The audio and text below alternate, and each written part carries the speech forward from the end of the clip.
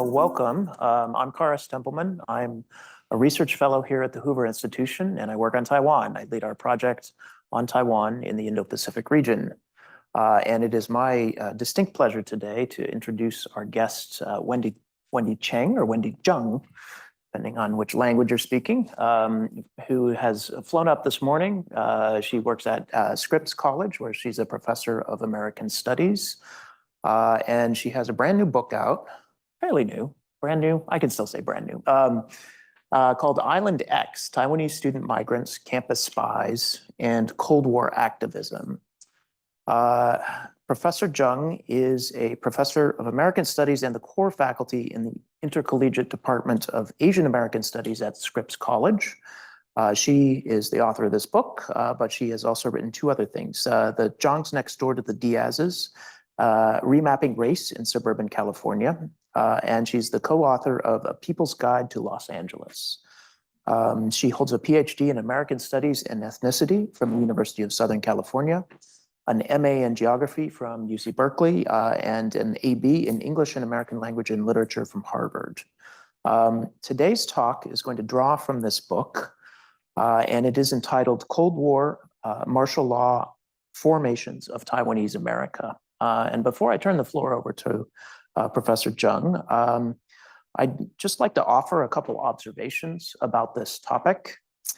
To be very blunt, I have been wishing for a long time that somebody would write this book. I think it's a pretty important book. The field of Taiwan studies in which I sit has grown by leaps and bounds over the last few years. There's a tremendous amount of attention today on Taiwan that there wasn't 10 years ago. But the issue of spying on and harassment of Taiwanese students in the United States during the martial law period in Taiwan has been almost invisible in English language scholarship on Taiwan, and it remains quite a sensitive topic among Taiwanese and Taiwanese American communities. I think these episodes deserve a lot more attention than they've gotten so far. First, let me make 2 points about this. First, the Taiwanese overseas student experience has deep historical significance for American academia. As Professor Zheng documents in the book, there are dozens of campuses in the United States that had documented cases of KMT martial law era spying on Taiwanese students, and Stanford is among them. Let me reiterate that. The university we are at now had agents of a foreign power reporting on the political attitudes and activities of students with real consequences, not just for themselves, but their families and friends back home in Taiwan. And it's important that people here, in my view, be aware of this history and the chilling effect that it had on academic freedom for these communities. Now, Taiwan has come a long way since then. There's a really positive story there that's worth celebrating, but it is still wrestling with the legacies of that authoritarian era. And in the search for transitional justice in Taiwan, one of the most important and powerful acts has simply been truth-telling.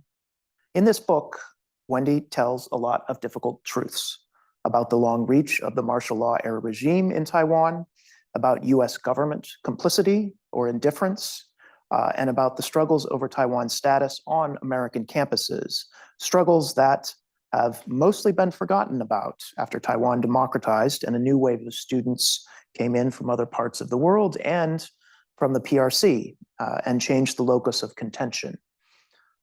Second, I think the debate over academic freedom and foreign coercion that is documented in this book has obvious contemporary relevance in the United States. American universities are once again confronting questions about transnational repression or sharp power or foreign influence operations, or whatever other terms we might use to describe this phenomenon, especially, but not only, emanating from the authoritarian People's Republic of China today.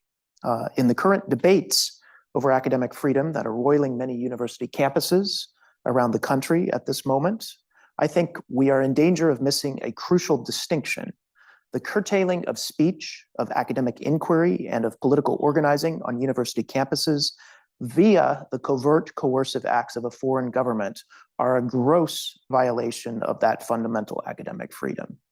And as Professor Zheng documents, American universities in this episode did not respond particularly well to this coercive activity when it was directed against students from Taiwan. It is my hope that they will do a better job in the current environment now that students from other countries face similar threats. So with that scene setting, I will turn the floor over to Professor Zheng. She's going to speak for roughly half an hour, and then I will open with a couple broad moderating comments, and then we'll turn it over to you. So we do invite this to be a conversation, a dialogue with our guests today. So thank you. Good afternoon, everyone. It's an honor and pleasure to be here. And I want to thank Karis for inviting me to be here, and also to Amy. I don't know if Amy's around, but for all of her capable administrative assistants to get me here and make me very comfortable. So I'm going to jump in. I'm excited to share a lot, a slice of the book with you, and some images that I think will be very interesting along the way. And then I'm looking forward to the dialogue and conversation. On February 2nd, 2021, a solemn memorial was unveiled and dedicated on the campus of National Taiwan University. As you can see, it's a large opaque stone cube, slightly tilted with an opening in the middle large enough to walk into that space. And it kind of looks like a modernist tomb. According to the NTU Student Association president, Yang Ziang, the memorial was designed around the concept of emptiness to represent the opacity of historical truth and the blank terror of prison cells and interrogation rooms. So this memorial marked the grim spot in front of the staircase of the National Taiwan University Library, where 40 years earlier, Chen Wen-chen's body had been found. Chen Wen-chen, who I will also refer to English pronunciation as Chen, was a NTU alum and a 31-year-old assistant professor of statistics at Carnegie Mellon University. During a return trip to Taiwan with his family in the summer of 1981, he had been called in for questioning at the Taiwan Garrison Command headquarters and was found dead the next morning. Chen's ultimately fatal interrogations were based on regular surveillance of his actions by KMT informers while he was living in the US, which had begun when he was a graduate student at University of Michigan in Ann Arbor and continued into his professor days in Pittsburgh. Chen's life and death, as well as the ambiguous and unfinished feeling of the memorial at NTU, show many of the dynamics I want to talk about today with regard to the dual Cold War and martial law formations of Taiwanese American history. First is that Chen was part of a larger migration of Taiwanese students to the US, over 100,000, who went for graduate study in science, technology, engineering, and medicine fields primarily, from the 1960s to 1980s, as part of the special Cold War relationship between the US and the then authoritarian KMT government in Taiwan. Second is that this same time period overlapped with a 38-year period of martial law in Taiwan from 1949 to 1987, during which the KMT surveilled and terrorized Taiwanese nationals, not only in Taiwan, but also in the US, Japan, and other locations around the world. And in the US, this happened with the full knowledge and tacit permission of the US state. Finally, Chen's life and politics show how Taiwanese students were politicized and organized themselves on US campuses under these dual conditions of selective Cold War migration and martial law, and also how their politics were more heterogeneous and far-reaching than how they are typically remembered today. So this may be familiar to some of you. So I mentioned how over 100,000 Taiwanese went to the US during the 60s to the 1980s. And it was so common that, to this day, there's this well-known saying, come to NTU, go to America, right? That whole graduating classes of departments at the top universities were continuing on to graduate study in the US. And during this time period, during the 1960s and 1970s, over 90% of Taiwanese students going abroad went to the US. So although in the US, Taiwanese Americans are often regarded as a relatively apolitical model minority group. Many Taiwanese of this generation were in fact overwhelmingly political, shaped by multiple imperial and colonial identities and influenced by the global social movements of their times. And so on the left that's a photograph of Peter Chen Wen-chen, who was a sociology PhD student at Cornell and a member of the World United for Muslims for Independence, who tried to assassinate Jiang Jingguo in New York in 1970. And then he and his accomplice were supported by the Taiwanese community in the US, who put up bail for him. There was a couple that mortgaged their house in order to do that. And then they skipped the country. And then he lived in Sweden for many years before he returned to Taiwan. But that showed that the level of broad support for this action that had among them.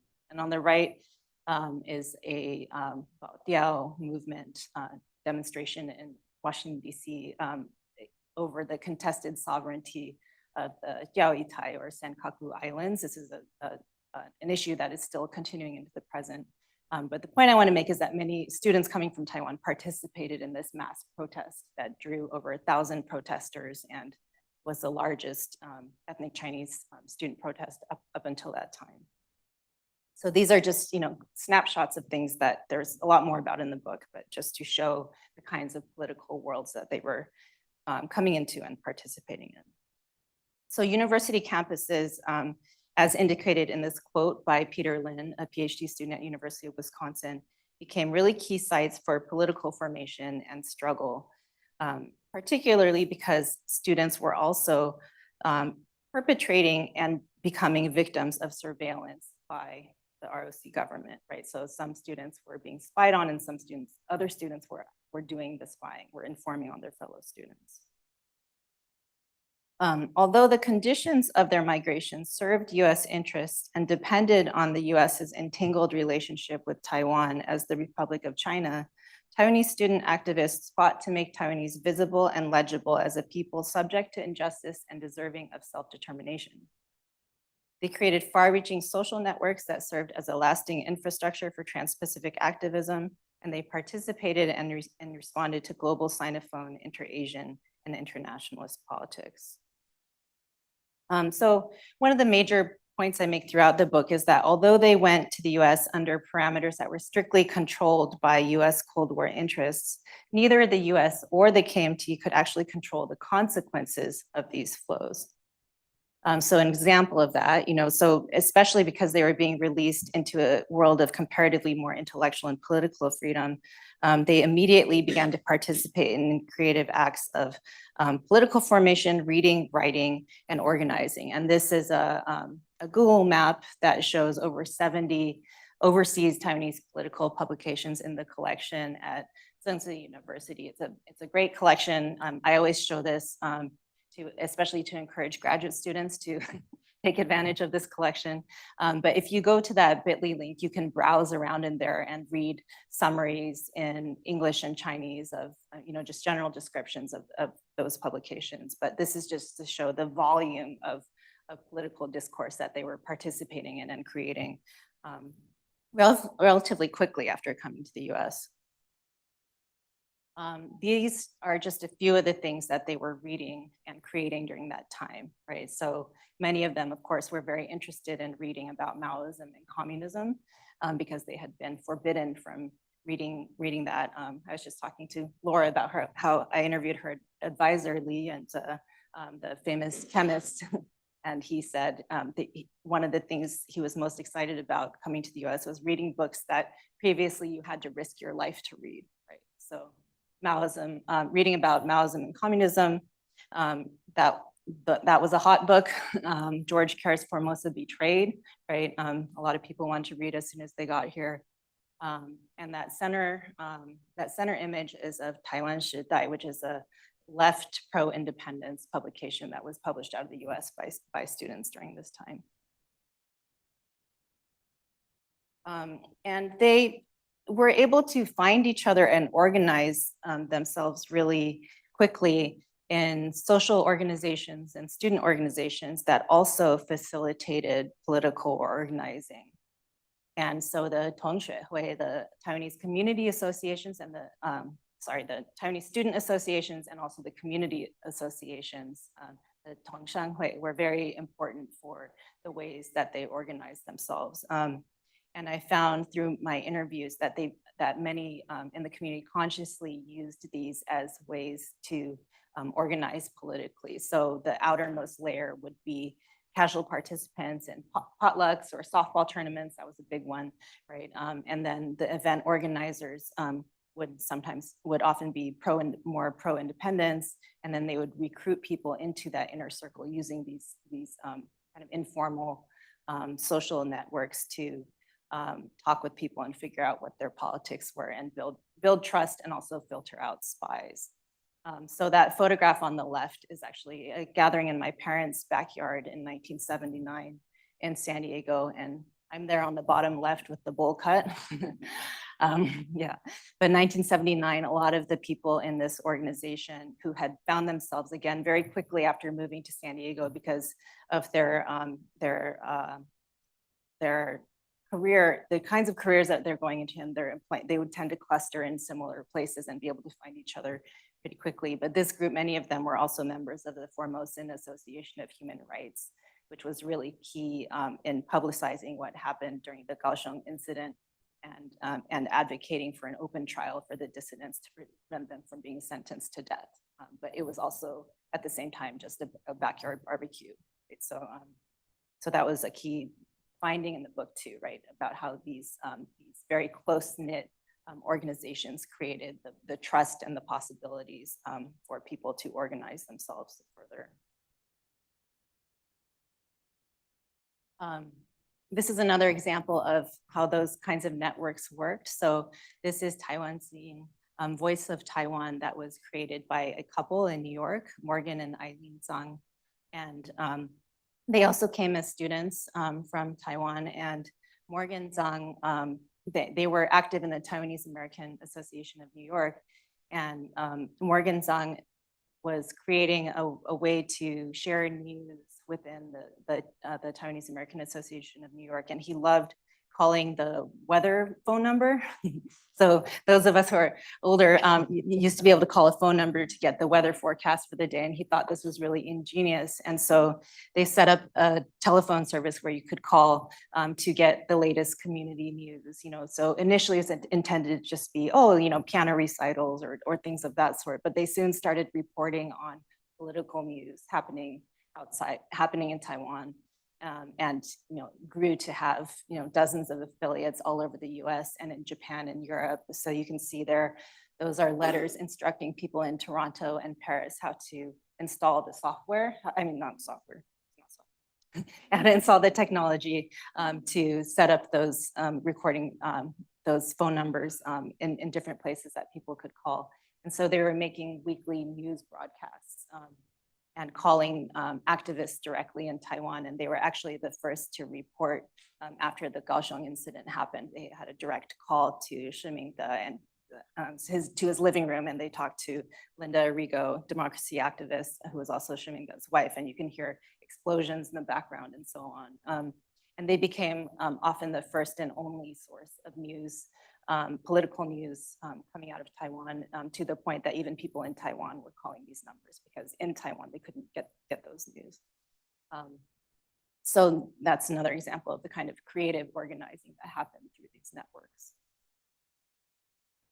At the same time, and very importantly, the KMT's continuous surveillance and oppression of usually relatively minor subjects, not necessarily the leaders of political groups, became very central to the identity and political formation of this generation. So people in interviews during that time, would often repeat these two Chinese proverbs: kill one, warn 100, kill the chicken to warn the monkey, to reference how the KMT had a strategy to persecute people for minor or even non-existent offenses to create an atmosphere of intimidation and terror overall. You can see some of the things that were said during that time period, right? The spies are the eyes of the KMT, constant surveillance is a way of life for some Taiwanese students studying the US. We have the habit of watching what we do or read in public. That's the way we were raised. And something that was really interesting to me as I was doing this research was how well known these cases and this kind of spying was at the time, and how well covered they were, especially in the university and local newspapers during that time period, but they've kind of been forgotten to general narratives of history, except by people who directly experienced them. So from 1964 to 1991, there are dozens of reported instances of KMT spying on Taiwanese students on 21 US campuses, often by paid informants, fellow students from Taiwan, who are sarcastically referred to as professional students. And so you can also, here's another interactive map that I culled from Winston Dong's edited volume, Taiwan Gate. And this is a self-published compilation of newspaper articles and reports of spying incidents at all of these different places, including at Stanford. So if you want to know the specifics of that one, you can click on it, and there should be a short description of what happened at Stanford in that map. So this is a KMT informant form that was turned over to UC Berkeley's Daily Californian by a former spy. And so you can learn a lot from this, right, about who the KMT imagined to be their enemies and how they systematically were keeping track of who was in the different Chinese and Taiwanese organizations, and asking for, the situation between the enemy and us, right? You can see that their enemies were both communist bandits and pro-Taiwan independentists. And this, again, this form was widely reprinted in a lot of different publications during that time period. But I feel that I'm glad I was able to reprint it in my book. So these reports were part of a widespread, a very pervasive ROC government surveillance infrastructure that was called the Cai Hong, or Rainbow Project. And it was named this because Cai Hong is a homonym for picking or stamping out the red, right? Cai Hong, who they referred to as communist bandits. So being reported on could mean anything from intimidation, threats of injury or death, and harassment of family in Taiwan to being blacklisted from returning. And in my book, I write about 3 cases, 2 that culminated in arrest and imprisonment on returning to Taiwan, and 1 that resulted in death, right? The case of Chen Wen-chen that I began my talk with. And so in each case, the particulars really shone light on the institutional, transnational, and political dynamics of their time. They show processes of political consciousness formation and alliance building in each place, as well as the shifting relationship between the US and Taiwan as the ROC, as mediated by these educational institutions that were at the center of Cold War cultural diplomacy and economic and military objectives. So for example, at MIT in 1976, an alliance of Taiwanese students with members of a group of the group's Social Action Coordinating Committee held a teach-in to expose a missile technology training program between MIT and an institute under the auspices of the ROC Ministry of Defense. A former student from Taiwan who was also a KMT naval officer attended the event with an ROC consulate official and took photos of the Taiwanese students in attendance. Members of the Formosa Club at MIT and a group called Concerned Taiwanese of Boston partnered with the Social Action Coordinating Committee to demand that the MIT administration stop the program and take a stand against surveillance of foreign students. As in numerous other incidents during these decades, Taiwanese used local newspapers to articulate their own identities, in this case, together with anti-authoritarian and anti-war politics. So this is a letter to the Boston Globe, Taiwanese Boston area resident. He says, your article showed some confusion about Taiwan. It's the national Chinese, not native Taiwanese, who sent their military personnel to MIT for training. There's also the national Chinese who spied on the Taiwanese student during the seminar in question. Nationalist Chinese are those who now control the islands of Taiwan under martial law. They also claim to represent the whole of China. To the local people, the Taiwanese, they represent neither China nor Taiwan. The Taiwanese don't want any missiles and don't want to be kept under surveillance here or at home, right? So a lot of clarity about who they are, what they're asking for, and expressing that to the American public. In another incident at North Carolina State in 1983, 2 members of the Taiwanese Student Association were arrested and charged with illegal advertising for hanging posters around campus that accused the vice president of the Chinese Student Association of being a spy. And in a letter to the University Administration, one of the 2, Pei Hongguo, he writes about their political consciousness and the tactical goals behind their actions. So he says, the students I represent have learned that unless we stand up united behind one another, a historical tragedy will once again unfold before us. So this is 1983, right after Chen Wen-chen was murdered. In this spirit, the main reason we hung posters around campus was to alert newly arrived students to the necessity of being cautious and on guard at all times, not to mistakenly think that we too are to enjoy the freedoms of America. And then he goes on. We also intended to appeal to the fairness of American friends, motivate them in the tradition of the American Revolution, to be concerned about this basic violation of human rights here in your own country. So what interested me about this is that he's simultaneously calling out to the failures and appealing to the promises of American ideals. Asian American studies scholar Ling-Chi Wang, who himself was a Chinese student migrant, later theorized this state of existence as living under a structure of dual domination, subject to both US racism and KMT state oppression at once. And Wang's theorization was based in part on his own personal experience of persecution by the KMT in the US, as well as his activism related to the case of ROC national Henry Liu, an author who wrote an unfavorable biography of Jiang Jingguo and who was assassinated on KMT orders in California in 1980. Daly City, yes, in his driveway. So in fact, for the KMT, such practices were in many ways a continuation of their extensive battles against the Chinese Communist Party for the hearts and minds of students on Chinese campuses in the 1930s and 1940s. So they had both been spying on and trying to infiltrate student groups to compete for their hearts and minds, right? Interestingly, they had done a study, the KMT did a study after that time period and concluded that their spying operations on Chinese campuses were a failure, but then they continued to do them anyway.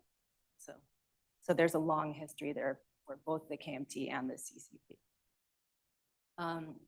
In the US, they were far from unique in their extensive surveillance and terrorization of their own nationals in the US during this time period. And students became particular targets for surveillance among authoritarian ruled US allies, in addition to Taiwan, most notably Iran.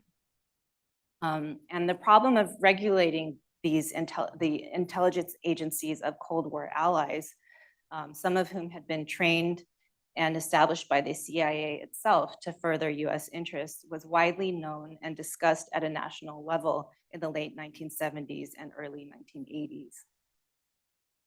In 1978, the Senate Select Committee on Intelligence had produced a report on the activities of friendly foreign intelligence services in the US, focusing on the activities of the Korean CIA, which determined that collectively the Department of State, the FBI, and the CIA had neither the will nor the capacity to surveil or mitigate the activities of such agents. In 1981, Congress again took up the issue of spying, specifically with regard to Taiwan after Chen Wen-chen's death, with 2 extensive hearings in July and October of that year. None of these hearings and reports, however, resulted in systematic government action or change. As a result, as racialized non-US nationals engaged in internal struggles against their own government, a US ally, Taiwanese students were neither fully legible to nor protected by dominant rights-based moral and political regimes. Chen's case, going back to the case of Chen Wen-chen, as it was treated by the US government and general public, exemplified these dynamics. So as Representative Jim Leach put it, 2 months after Chen died, remedies for violations of the civil rights of the foreign-born appear limited and to a degree unknown. Allies and congressional advocates for more protections from such harm repeatedly evoked American freedom and democracy in contrast to foreign terror, positioning the US as a neutral and inherently morally good party.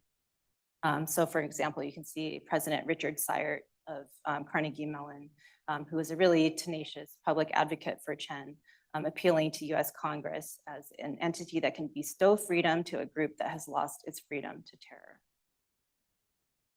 The immediate analysis of and remedies for this situation by members of Congress, however, complicated this pose of neutrality and innocence. Turning to one of the US's greatest forms of leverage, Stephen Solarz, a Democrat from New York and the chairman of the subcommittee on Asian and Pacific Affairs, proposed that US arms shipments to Taiwan be made conditional on an end to spying. Solarz's action in response to Chen's murder was ultimately adopted in 1982 as an amendment to the US Arms Control Export Act of 1976. Known informally as the Solarz Amendment, it imposed a ban on arms sales to, quote, countries found to be engaged in a consistent pattern of intimidation or harassment directed against individuals in the United States, end quote. So indeed, Chen's case occurred during a time in which US arms sales became systematically, if not substantively, tied to human rights on a policy level.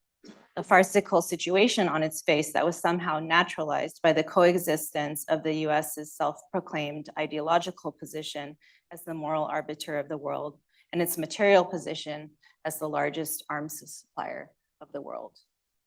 So this is a New York Times article about arms sales and the types of arms the US is selling, right a couple weeks after Chen's death, or right before Chen's death. I can't read that far, sorry. Yeah. So historian Calvin Chung Miao points to these moments of evidence of the growing convergence between domestic and foreign repression during the early 1980s, as the Reagan administration seemed to make exceptions for trans-Pacific acts of domestic terrorism committed by authoritarian, that is anti-communist, versus totalitarian, as in communist regimes. And this was a slippery Cold War distinction that was explicitly calculated to support long-term US interests. Some of you probably know this essay. So as diplomat and political scientist, Jean Kirkpatrick wrote in 1979 in an essay that would shape foreign policy in the Reagan era, as did Kirkpatrick herself, who Reagan appointed as his foreign policy advisor and the US ambassador to the UN. Should the US censure or act against friendly authoritarian governments, at best we'll have lost access to friendly territory. At worst, the Soviets will have gained a new base. And everywhere, our friends will have noted that the US cannot be counted on in times of difficulty, and our enemies will have observed that American support provides no security against the forward march of history. The provisions of the Solarz Amendment were subsequently severely tested in 1984 when author Henry Liu was assassinated by KMT-affiliated gang operatives, and again in 1985 when the KMT arrested Li Yaping, the Southern California-based publisher of a Chinese language newspaper. And so again, according to Solarz, these events were frightening examples of the long arm of Taiwan martial law tearing at the fabric of American democracy. And then he says, you know, the authorities on Taiwan are not content to destroy the basic liberties on the island. The KMT needs to be reminded that the state of California is not a province of Taiwan. And so this kind of phrasing perpetuated a fiction of clear distinctions between an authoritarian Taiwan over there and a free and democratic US here, by positioning the US as a distant and benevolent provider of aid in the form of military arms, rather than a key historical player in establishing and maintaining KMT rule on Taiwan, building the military, political, and physical infrastructure of post-war Taiwan, and enabling and shaping Taiwan's post-war economic development. US officials and allies, however, were not the only ones who spoke about Chen's case and its meanings. As I found throughout my research, Taiwanese in the US were never passive subjects of US law and discourse, but active agents in shaping meaning and action. Immediately after Chen's death, Taiwanese students were key in pointing out that the US government and institutions had long been aware of KMT surveillance and persecution of Taiwan nationals on US soil and largely neglected to act. The Chicago headquartered diasporic activist group Organization for the Support of the Democratic Movement of Taiwan took a leading role in keeping Taiwanese in the US informed about all the facts they could gather from both Taiwan and the US, publishing extensive coverage of the case as well as an interview with Carnegie Mellon president Richard Syrett within days of Chen's death. So that special issue was published, maybe 10 days after, only a week after Chen was murdered. And then a few months later, they published a special issue dedicated to Chen's memory, and said the following, where they offered summaries of many different spying cases that had happened across the US. And they read it, so I'm not just always reading it to you. But you can see the overextended tolerance. They point out how the universities have not taken concrete action, and this overextended tolerance of the infringement upon academic freedom has now cost a precious human life.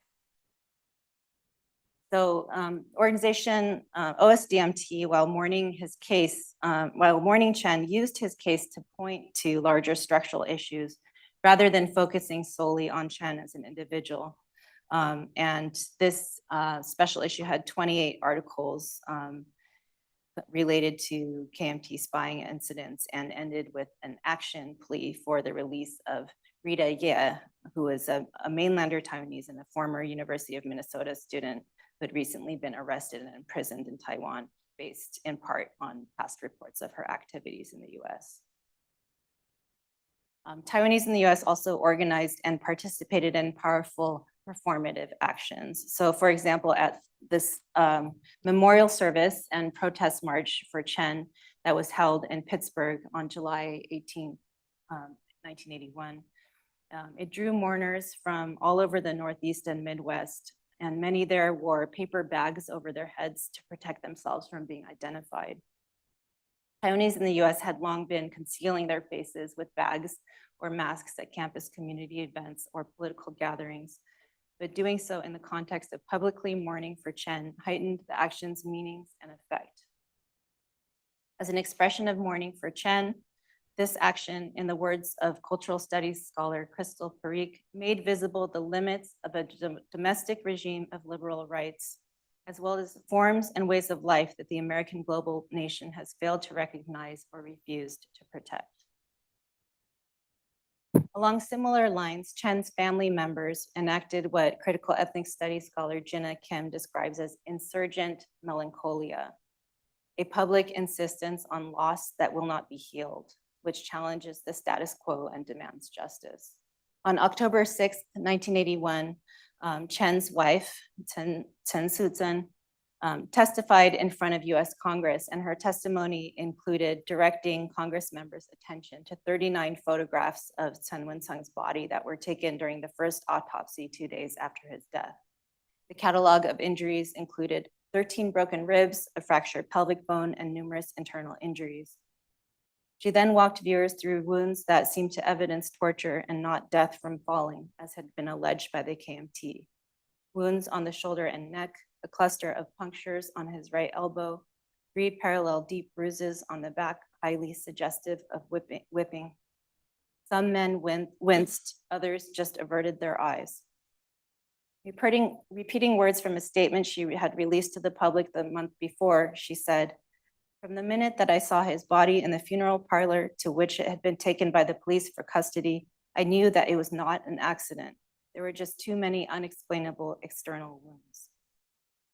The statement concluded, "I hope that the worldwide response to Wen's death will help prevent such tyrannical acts in the future. As Wen's wife, I feel that I have the right and obligation to learn the true cause of his death and I intend to pursue every avenue open to me. Chen Suzhen's insistence on foregrounding the violence and lack of resolution to her loss paralleled the actions of Chen's family in Taipei. While publicly mourning and calling for justice, his family refused to accept Chen's body for months as an act of protest against the KMT government's claim that Chen was not murdered. He was not buried until January of the following year. Their refusal was a powerful cultural way of registering protest. Subsequently, his father, Chen Tingmao, became an activist on behalf of his son. On December 25th, 1983, he went to the front of the presidential building in Taipei wearing a white vest inscribed with the words, "Hunger strike, justice is not done." According to friends, the grieving father was surrounded by 30 military police officers who tried to force him into a military vehicle until he was persuaded to leave. Undeterred, the elder Chen later distributed several thousand leaflets calling for a restoration of human rights in Taiwan. And in 1984, he traveled extensively across the US to raise awareness of his son's death, giving 135 talks and wearing a placard that read, "Give me the truth, give me my son." Chen Tingmao's bodily protests, together with demands of justice, truth, and my son, resonate with the moral and political protests of parents whose children have been killed or disappeared by the state from Argentina to Korea. Jenna Kim notes that the seemingly irrational demand for a loved one, a dead loved one, to be returned to life demands recognition of an incommensurable loss despite the impossibility of restitution. Showing their ongoing investment in attempting to control Chen's historical legacy, the KMT continued to ban foundations from using Chen's name until 2000. And despite repeated calls for accountability and justice, it wasn't until 2018 that Taiwan's newly established Transitional Justice Commission, charged with uncovering political repression in the martial law era, re-examined Chen's case. In May 2020, after reviewing freshly declassified files, the commission concluded that Chen was most likely murdered and that state security forces may have been involved.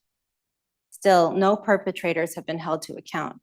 Like Taiwan's white terror period in general, at a state level, the fatal harm inflicted on Chen and the terror endured by his family remain grudgingly acknowledged facts of history, proffered as information without accountability.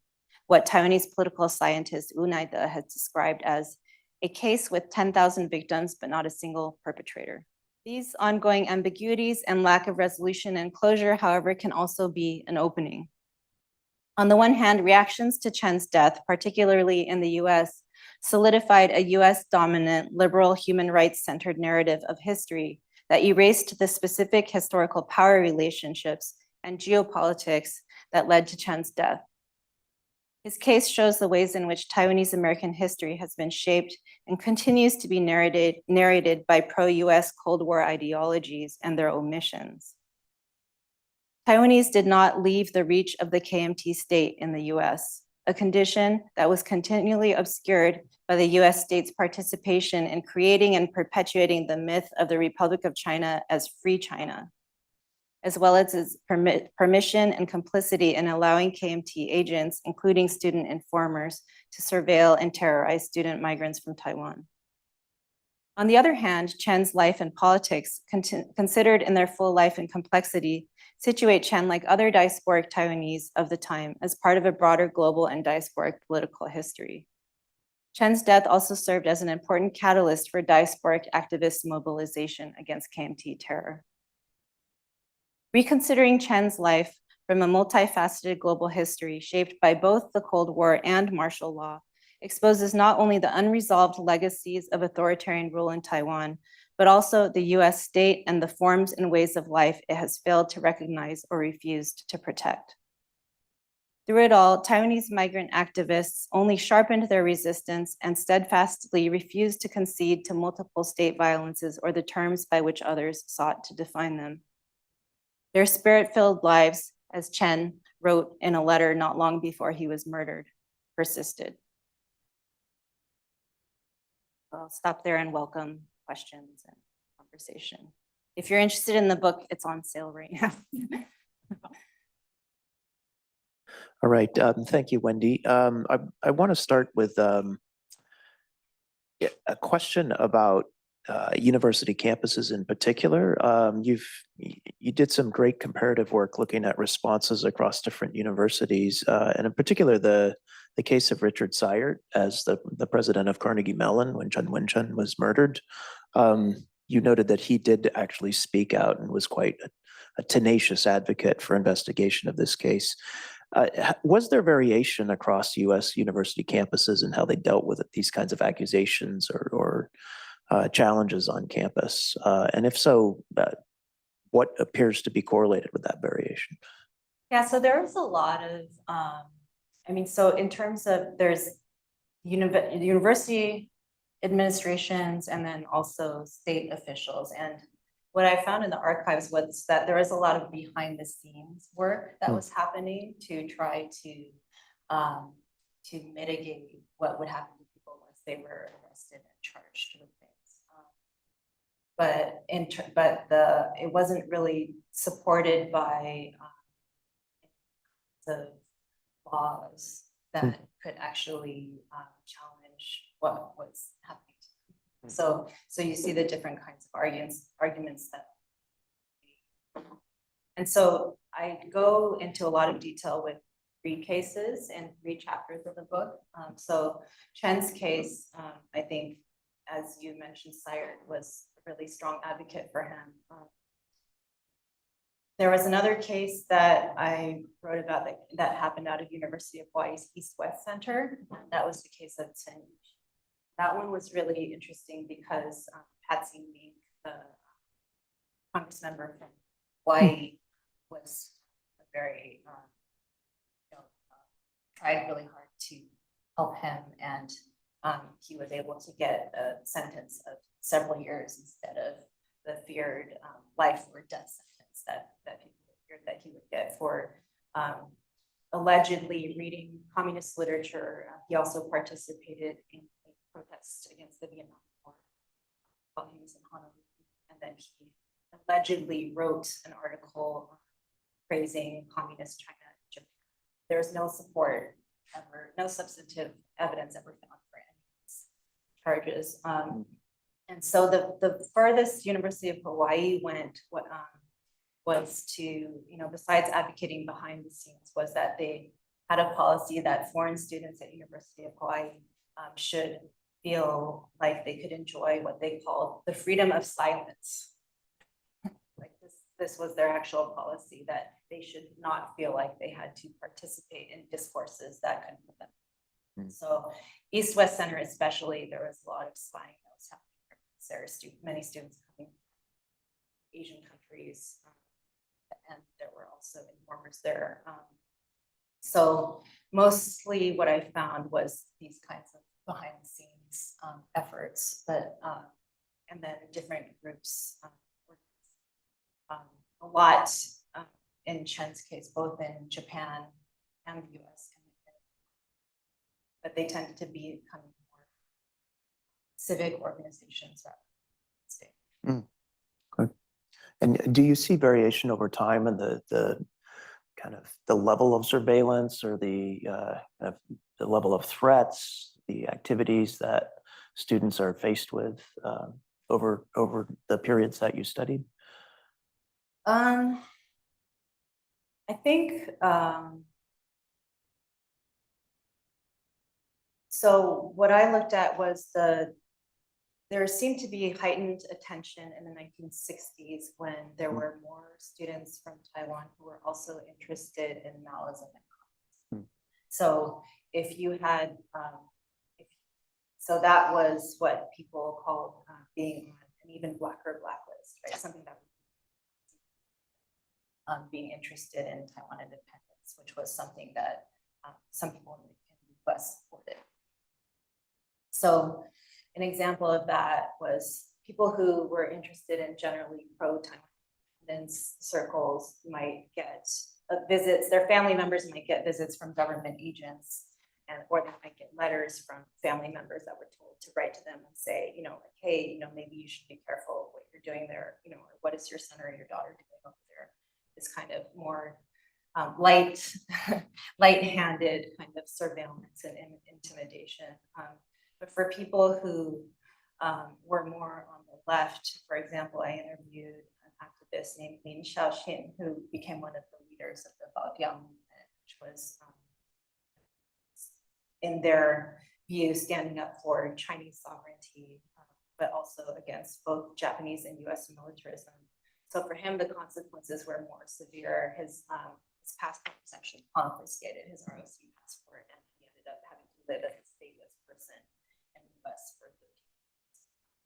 So they tended to punish that much more severely. Great. Let's go ahead and open it up. We've got a lot of experts around the table. Start with Frances. Hi, Professor Chen. Thank you so much for coming here today. I was reading Island X over the weekend, and I think it was one of my favorite books of the year. This is a library copy, but I just bought with the discount code, so would encourage everybody to do that.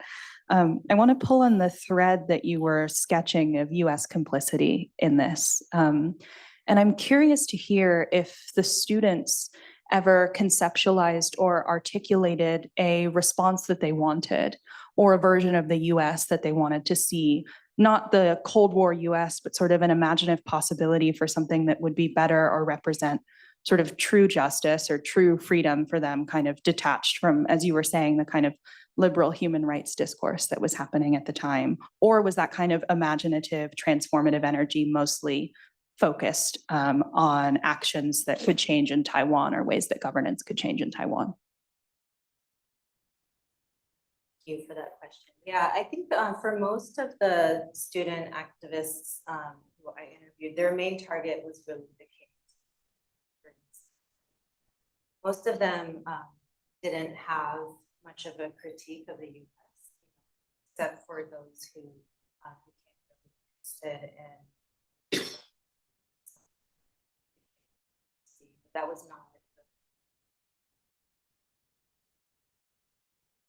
So, for example, I did bring up the example of Lin Xiaoxin, who was a native or local Taiwanese who was, had broadly socialist politics, but he also tried to serve as a bridge between pro-independence and student factions. And so for him, because he did have a critique of the US and he was anti-US militarism as well, he didn't feel like when his ROC passport was confiscated, he didn't feel like he could apply for asylum in the United States. So that was one of the reasons he lived as a stateless person. But I think the majority of that generation, their immediate goal, even though they might have very different politics in terms of what kind of Taiwan they want to see in the future, their immediate goal was to Glenn? How far back did you look at nationalist government and KMT suppression of students abroad? Because this is an activity that existed before the KMT relocated to Taiwan. It was what is most interesting about it is, for example, there was active suppression of Taiwanese, or rather Republican Chinese students on US campuses during World War II. But at the time, actually US campuses pushed back. And there was a movement organized out of Harvard, actually, to make this a political issue between the two governments. But the larger Cold War politics and the politics of the Chinese Civil War intervened and really changed the tenor of the entire discussion and took it off the map by the mid and late 1940s. And so this is not something that just started after 1949 suddenly. It was present almost from the moment Chinese students even arrived in late imperial times, actually, into the United States. So it's been an ongoing activity pursued by a succession of quite different Chinese regimes. Yeah, I did not look that far back. And I would love to get any reading recommendations you might have to bring that history. So the project originated as my desire as both a scholar, but also someone whose parents were of this generation, to try to tell some of the stories of that generation as they're becoming elderly and passing away. And so that was the starting point for it. And then it led into all these other places. Yeah, so the primary, the first half of the book is much more focused on the structure of student migration, the kind of educational pathways they took, and how that created these opportunities, these kind of unanticipated opportunities for political organizing. And then surveillance just had to be part of it because it's so pervasive. So I read some, a handful of things on the earlier history that I would love to know. Yes, sir. Oh, sorry, I missed you. Yeah, go ahead. My name is Edward Huang. I live in the East Bay. I am the one, the original observation of this, what you're saying. I came to the state from Taiwan in 1960, and I came to Kansas University and observed everything. But before I get to that, to your comment is that I think it's different. Before Second World War, before End War, there's no Taiwan issue. It's a China, US, and Japan. And then after the end of the war, then Taiwanese start to come to US. Before that, not hardly any Taiwanese come to US. After that, then there is thing, KMT start to terrorize Taiwanese student. That is the issue of this book. It's just very shortly. But so I look at your map here. You're showing that, harassment, East Coast, a lot of them, couple point in West Coast or something. And I don't remember anything in the Kansas, but I like maybe the Kansas, Manhattan, Kansas. Let's see, is that Kansas then? I'm not sure. That point may not be in Kansas. But anyhow, I want to say Manhattan, Kansas, Kansas State University is this. Maybe before 1960 and maybe from 1958 on. It is the center, they call it, it's the West Point of Taiwanese independence. It's all Taiwanese, the student want Taiwan independence, start from there, they grow from there. And then they affect Wisconsin, where your books talk about Huang Qiming, something like that, and Samuel Cho, and then to other place. So anyhow, I think it's a very strong point is in Manhattan. And I was in Kansas, so we were about 2 hours away. We had, got Taiwanese Student Association, Manhattan and KU. We could talk to each other, but most of the people came when you left. Well, at least for me, when we left Taiwan, I hate Chinese because of 228 incident. My fathers and their friends told me, shut your mouth. Don't talk about, if you talk about politics or criticize Chiang Kai-shek, you're out. You cannot even go out of this country. So we're so quiet. But in my mind, I really hate Chinese because they look at Taiwanese as second generation, class generation. So when we came to the US, then, wow, everything opened up. Everything, you can see the literature, something in Taiwan, anything against Taiwan, or even, those are banned. You don't see it in the bookstore. So open up, but yet our heart is that we need to be, we know all the KMT agency around. We need to be very quiet. We don't like them, but we talk about and discuss about the student in private, but few those brave people and interest, like those people in Kansas State, they start to form Taiwanese independent group and start to campaign and bring up Taiwanese identification, so that's how it starts. Thank you for that. Yes, Kansas State, very important place in this history, as well as University of Wisconsin and other universities in the Midwest. And I found some really interesting reasons why that happened like that. One was because like local Taiwanese, were tending to go to these big Midwestern public research universities that were offering competitive TA-ships and RA-ships and resident tuition and things like that. And because of that class difference, right, more of the mainlander Taiwanese who are going to the US tended to come from more elite family backgrounds, right? So they were going to more elite universities in California and the East Coast. So in the Midwest, you have these clusters of native or local Taiwanese who are finding each other and talking to each other, playing softball with each other, so that that one of the big softball tournaments was connecting 10 universities across the Midwest every year, and was one of the key places that had this kind of concentric circle structure. It was an opportunity for people to socialize and get together with other Taiwanese, but also to organize politically. Yeah, so the Midwest is a very important place in Taiwanese American history. Yeah, I should add, there's a lot on Kansas State in the book, Yes. actually. Yes. That jumped out at me when I was reading it. I interviewed several Kansas State students. Okay, yes. Presentation.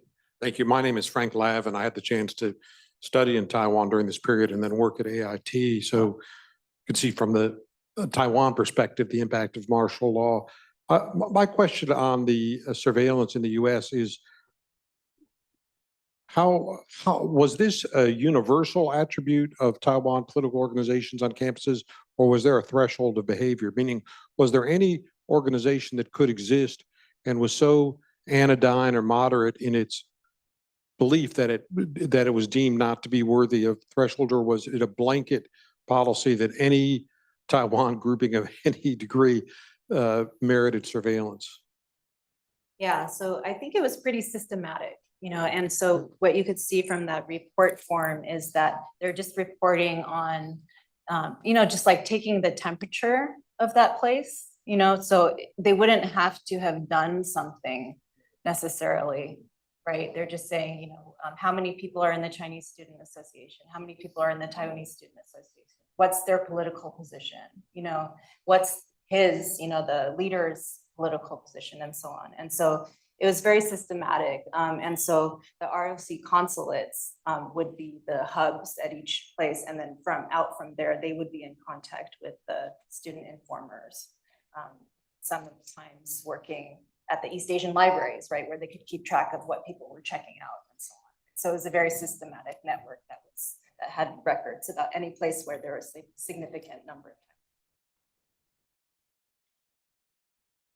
of Students come forward, so now that they're in retirement, or maybe they have a pang of guilt, have any of them publicized or talked about their experiences?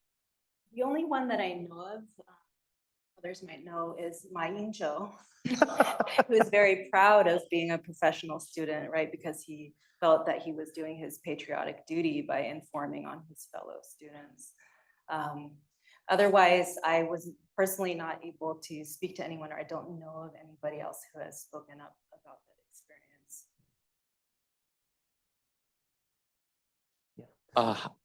Yep, go ahead. Hi, Professor Chang. My name is Andrew, and I'm actually a student of Professor Templeman's class on Taiwan. And so Professor Templeman was able to bring in a member from the Taipei Economic and Cultural Office, who was a student at National Taiwan University during the time martial law was lifted. And when we asked him how he felt about martial law being lifted, he mentioned that he was too young and didn't have the time to think about it, which I thought was really surprising. I didn't know so I was wondering what your thoughts, if any, of how Taiwanese students in Taiwan thought about martial law, and was it different than those in the US? Yeah, I only interviewed people who came to the US.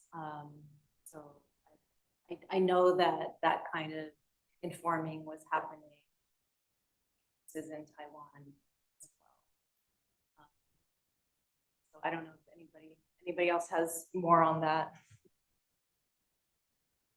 I do think there was a higher level of suppression in Taiwan, and there are many famous political organizations that came out of, specific departments at National Taiwan University, and then they would publish a bunch of political articles, and then they would get shut down, and the leaders would go to jail, right? So there were those kinds of things happening throughout the martial law period in Taiwan that would then have an effect on how students in the US were responding to that and so on. But I don't know the student experience necessarily.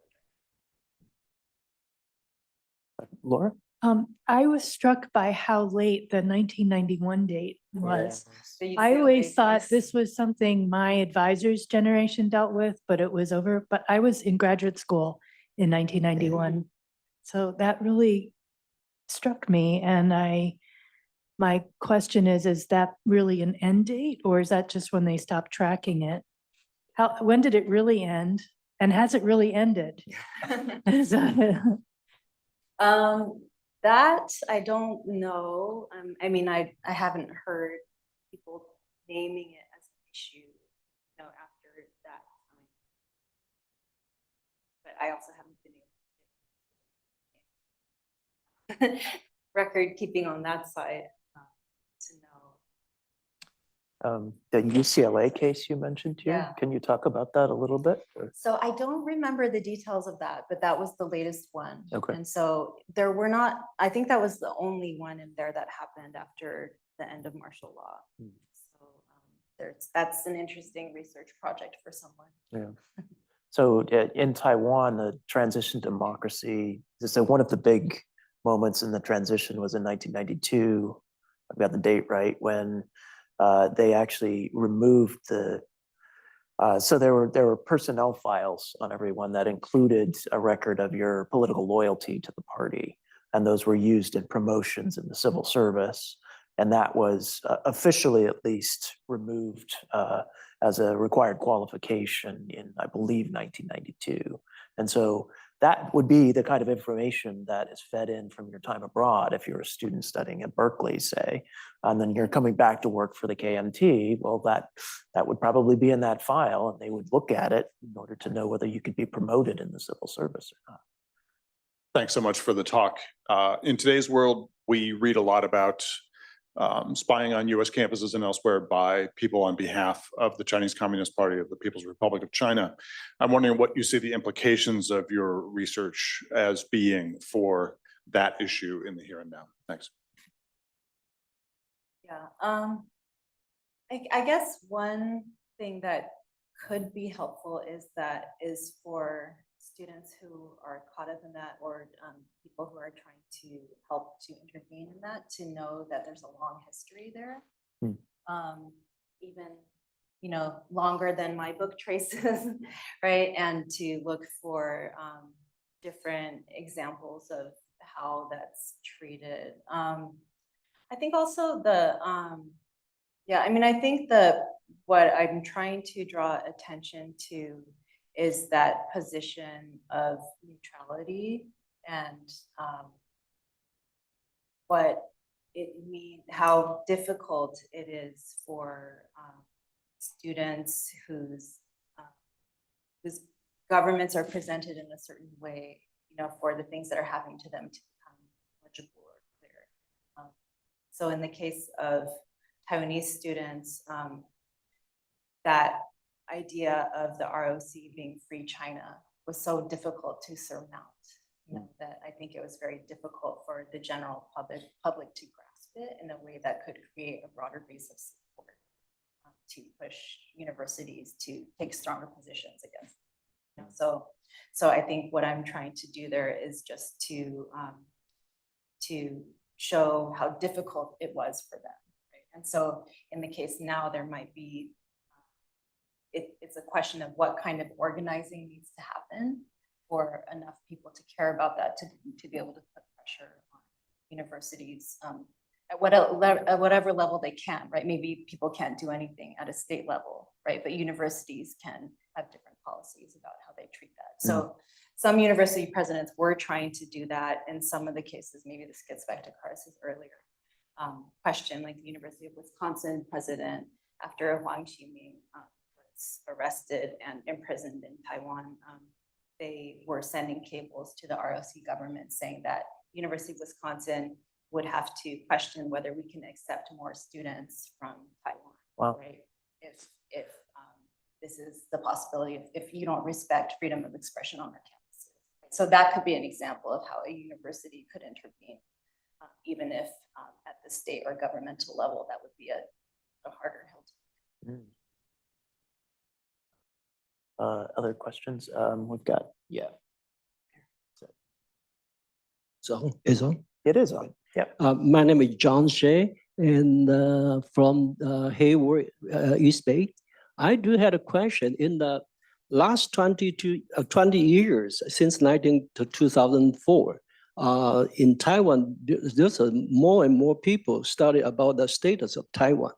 But in your research today, your report, I haven't heard anything you mentioned about it. You talk about the KMT's regime in Taiwan, and then it sounds to me that you personally accept that the KMT has a sovereignty of Taiwan, but actually it's not, because let's look back to the 1945, the General Order Number 1, and they say 3 territories surrender to Chiang Kai-shek.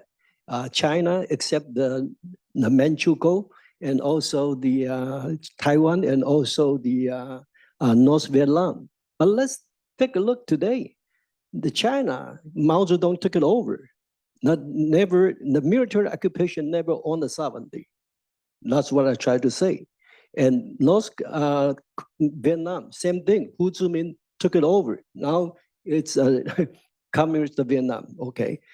Taiwan, at that time, we don't have such kind of the leader to lead us against the military occupation. You probably recall that the Hugo Grotius published the book, The Law of War and Peace in 1625. He said that military occupation doesn't transfer the sovereignty. So I think a lot of people in Taiwan today, they study that even how see neither China, as the Mike Pompeo said, Taiwan has never been a part of China. That's what I believe, I personally, but unfortunately, I've been to this research for a long time, for many, many years. Kyle's know that. I haven't heard any scholars come here to talk about it. And I really hope that you can talk about it too, because you're the young generation compared to us. You're much younger. You can focus in this area. I think you asked me this question before in Phoenix, right? Now that you're. That's Yes, you. Yes, that was Okay. me, yeah. All right. Maybe this is a question for Karis. Taiwan status. Are you going to invite younger scholars who are? Well, I certainly think younger scholars should be involved in looking at this issue. I mean, the fundamental challenge is that there's a very powerful People's Republic of China that has a very clear position on that diverges from the view of most Taiwanese, and the PRC is not going to go quietly into the night if that position is recognized by the international community. And so debating over the finer points of Taiwan's status in international law, I think, is a side quest and ignores the core issue, which is the divide between Taiwan and the PRC over that question. So the ability of international law to decide this, I think, is limited in a world where we've got a very powerful People's Republic of China that insists that the rest of the world conform to their view. And unless that changes, the international law question is secondary. That would be my answer to that. We've got another question in the back, this gentleman. Yeah. Thank you. I wanted to come back to the question asked earlier, bring us back to today, where obviously we're talking about the PRC. It's a different set of circumstances, perhaps, but in some ways, it's exactly the same set of circumstances. Yeah.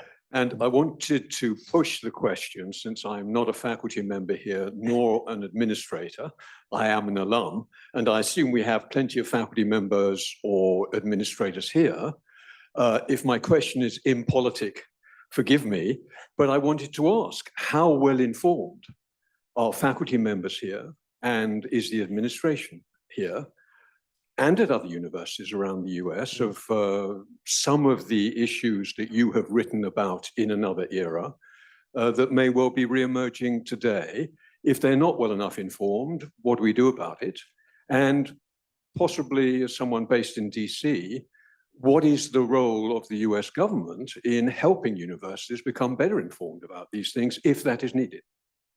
That's a great question. I mean, I could say from this things that could be learned from the time period I write about is that Taiwanese students during that time period were very vocal about sharing these experiences, even if they had to be anonymous, right? And the campus and university newspapers were a really important space where that was happening. So actually, there's a really strong historical record. I also did interviews, but of people sharing with their campus communities what was happening to them. And I don't know if that's happening now. I mean, that would be a first step, right? Just to raise awareness, because I think conversations that are happening only behind closed doors and only looking at individual cases are only going to. There needs to be a much broader of what's happening and a willingness for people who are suffering under that to share with broader publics what's happening to them. So I think that was really powerful for Taiwanese students, not only to share within their communities, but with broader public, so that something could happen. So I don't know. We wouldn't expect you to know the state on Stanford's campus. Yes, I'm but- not exactly a breather, so. Glenn, can I call on you? Do you have thoughts on this? This is part of Glenn's core research here. He may have some thoughts. I'm really glad you raised that. The short answer is there are conversations around these topics, but we have a tremendous amount of work to do. And I think the fundamental issue goes to the subject matter of this talk involved two nations that had fundamentally asymmetric power relationships. And so United States universities and the United States were in a much stronger and dominant position vis-a-vis Taiwan in this time, did not feel threatened by Taiwan in the way that they do today. US universities have much stronger relationships with universities in the PRC. They're much more hesitant to jeopardize those. They have much larger numbers of students from the PRC on their campuses, which both increases the sort of threat surface and risk exposure, but also makes it much more complicated for them to manage.